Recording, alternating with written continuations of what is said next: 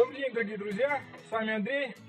И в этом видео хочу представить нашу новую складскую позицию, такую как Андулин черепица.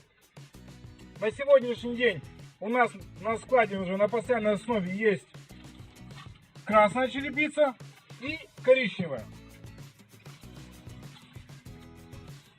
Даже особо если не приглядываться, то заметно, что у Андулина с профилем черепица, профиль именно черепицы, как у металл черепицы.